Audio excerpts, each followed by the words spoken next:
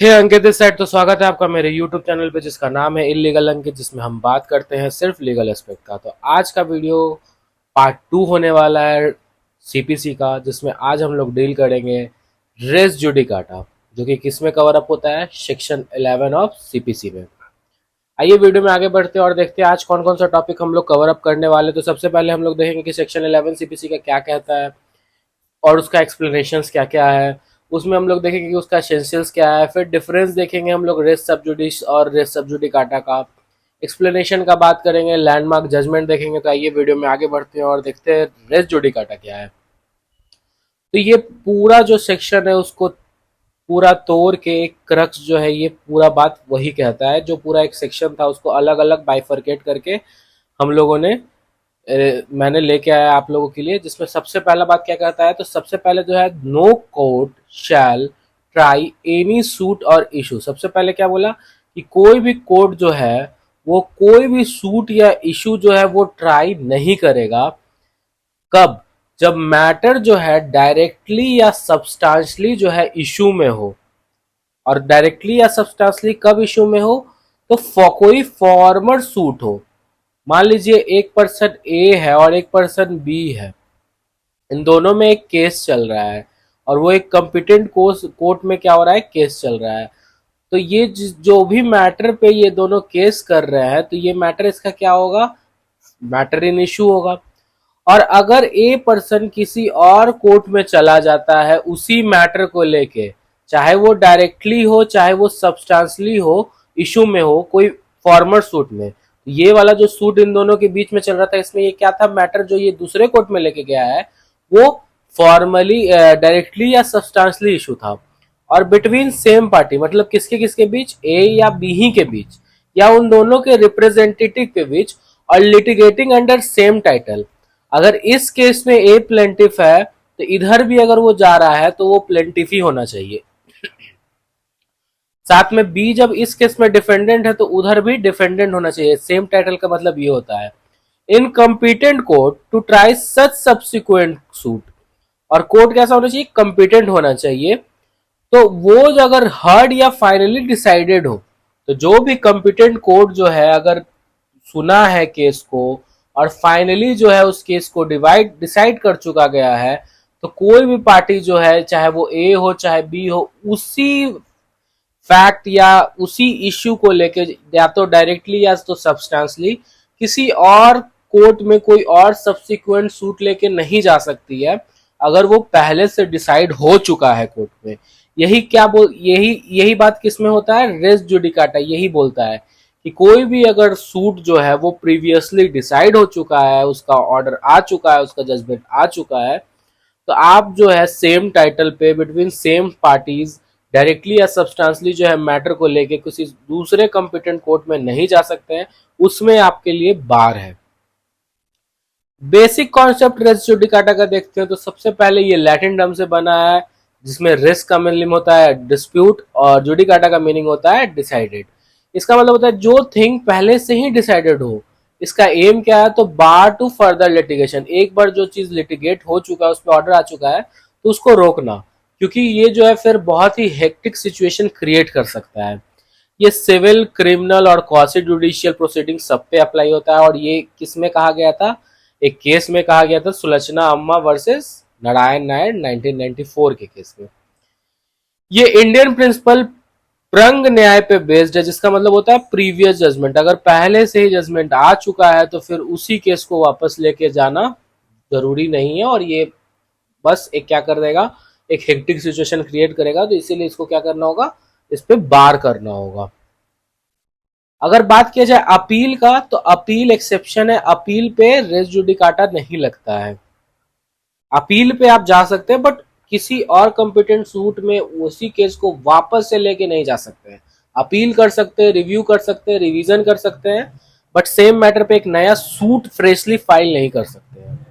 Essentials क्या है, इसमें दो सूट होना चाहिए, एक तो फॉर्मर और एक सब्सिक्वेंट जो अभी अभी लॉन्च हुआ है।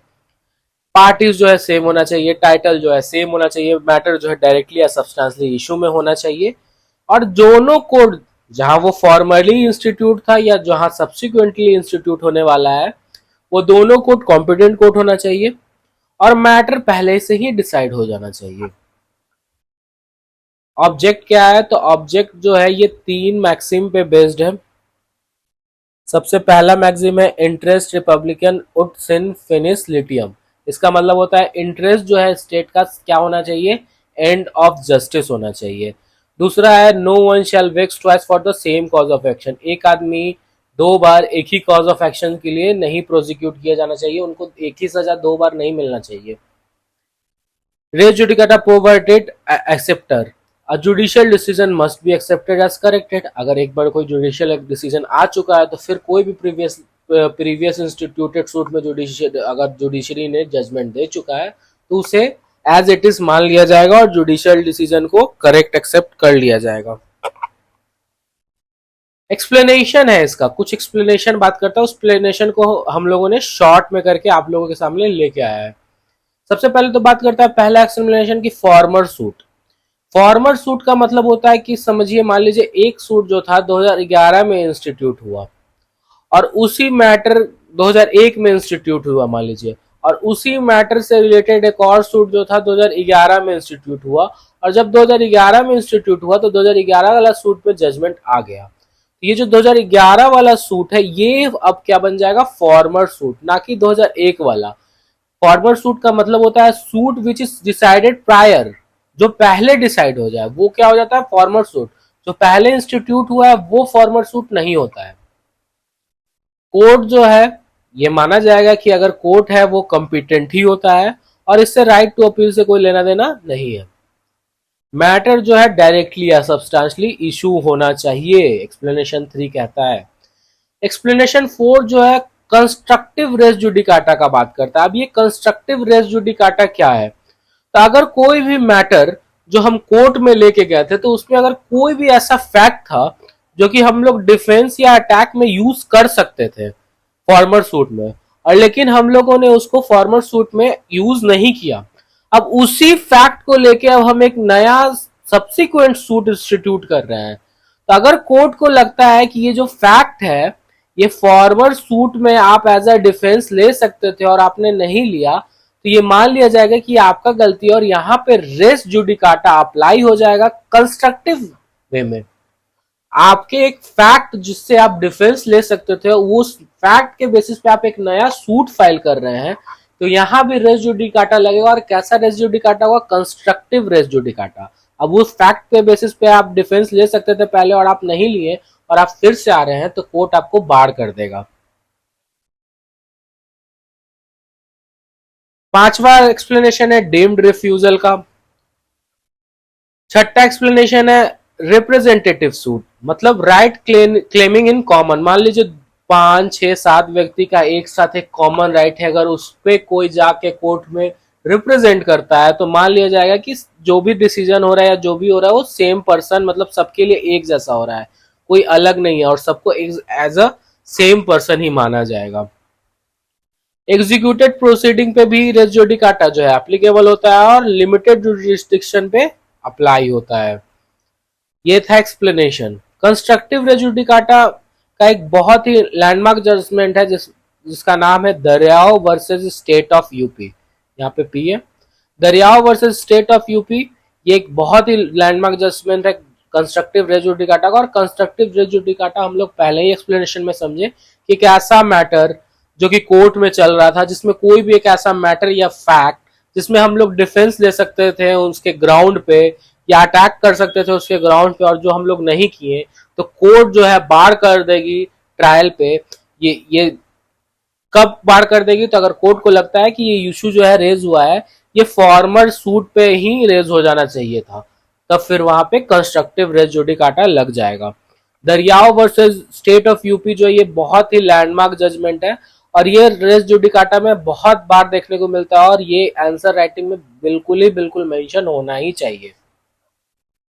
मैटर इन इशू क्या होता है? तो मैटर इन इशू बेसिकली होता है कि जो मैटर डायरेक्टली या सब्सटेंशियली इशू हो, मतलब जिस टाइटल पे मैटर आया हो, जिस फैक्ट पे मैटर आया हो, जिस बेसिस पे मैटर आया हो, वो एकदम डायरेक्टली या सब्सटेंशियली इशू होना ही चाहिए। मेन फोकस जो है वो उसी मैटर पे होना चाहिए। मान लीजिए एक केस है जिसका मेन क्रक्स जो है एक मतलब एक टाइटल पहुंचाना है, एक ओनरशिप दिलवाना है। तो मैटर इशू किसी भी तरह से आया हो, लेकिन अगर मेन जो है वो टाइटल ओनरशिप का है तो माना जाएगा कि मैटर डायरेक्टली या सब्सटेंशियली एसोसिएटेड है। मैटर अगर कोलैटरली और इनडायरेक्टली भी इशू में होगा तो उसमें भी रिलीफ नहीं मिलेगा, और अननेसेसरी इशू को जो है अवॉइड करना चाहिए रेस जुडिकाटा में। एक केस है जो कि काफी इंपॉर्टेंट है दरियाओं के बाद, जो कि दरियाओं से पहले आया था, वो है डचेस वर्सेस किंगस्टन।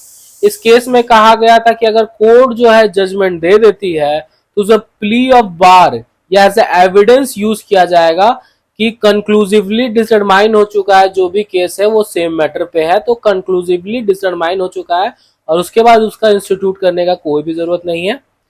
और जजमेंट जो है वो एक्सक्लूसिव जुरिस्डिक्शन पे आया। अगर जजमेंट ऐसा हो कि जहां जुरिस्डिक्शन थोड़ा कम भी था लेकिन फिर भी जजमेंट आ चुका है तो ये मान लिया जाएगा कि एक्सक्लूसिव जुरिस्डिक्शन था। इलस्ट्रेशन समझते हैं। ये इलस्ट्रेशन जो है दरियाओं के केस पे बेस्ड है। Basically a file petition under 226, अगर आप 226 के अंडर पटिशन फाइल करते हैं और वो अगर डिसमिस हो जाता है तो फिर आप आर्टिकल 32 के अंदर वापस से पटिशन नहीं फाइल कर सकते सुप्रीम कोर्ट में। ठीक है, यही था दरियाओं का केस जिसमें एक सर्विस में री इंस्टेटमेंट करना था और उसके लिए बेनिफिट जो था उसको राइज करना था। तो 226 ऑफ द इंडियन कॉन्स्टिट्यूशन के तहत रीट पिटीशन फाइल हुआ था हाई कोर्ट में, और वो जो था डिसमिस कर दिया गया था क्योंकि ये जो था इलीगल करार दिया गया था। तो आर्टिकल 32 के अंदर कॉन्स्टिट्यूशन के सुप्रीम कोर्ट में वापस से रिट पिटीशन फिल नहीं फाइल होगा, यहाँ पे रेस जुडिकाटा लग जाएगा, और यही दरियाव सिंह का केस भी कह रहा था। एक्सटेंट एंड एप्लीकेबिलिटी कहाँ कहाँ है इसका, तो एक्सटेंट कहाँ का है तो को डिफेंडेंट या को प्लेंटिफ पे भी अप्लाई होगा। ये कहा गया था इफ्कर अहमद वर्सेस सैयद मेहरबान के केस में। Does not apply in consent और कॉम्प्रोमाइज डिग्री, कंसेंट और कॉम्प्रोमाइज डिग्री में नहीं अप्लाई होगा ये। इनकम टैक्स प्रोसीडिंग में ये नहीं अप्लाई होगा, और हेबस कॉर्पस को छोड़ के बाकी सारे रीट पे ये अप्लाई होगा। ये दरियाओं वर्सेस यूपी के केस में कहा गया था।